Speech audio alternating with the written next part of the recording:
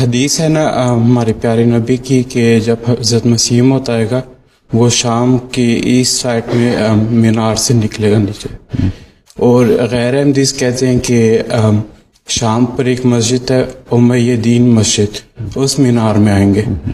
لیکن جب ہمارے مسیح موعود آئے وہ جب پیدا ہوئے تھے تو وہ سال پتہ نہیں کچھ چند کے بعد وہ قادیان میں مینار بنایا تھا. تو مینار کو اترے ایک تشبیہ ہے، ایک دی گئی، ایک مثال دی گئی ہے کہ دمشق کے مشرق میں اترے گا.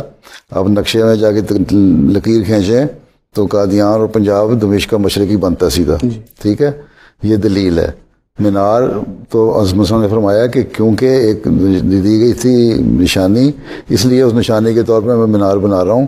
کب حضرت نے کب بنایا کہ یہ مینار اس لیے میں بنوانا چاہتا ہوں کہ یہ میری آمد کی دلیل بن جائے.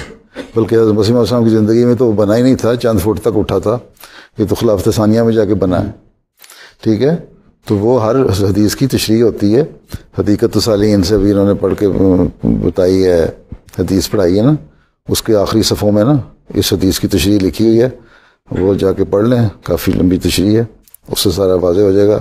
نہیں تو اپنے سیکٹری وقفے نو کہیں اس کی تشریح نکال کے آپ کو بتا دیں. ٹھیک ہے.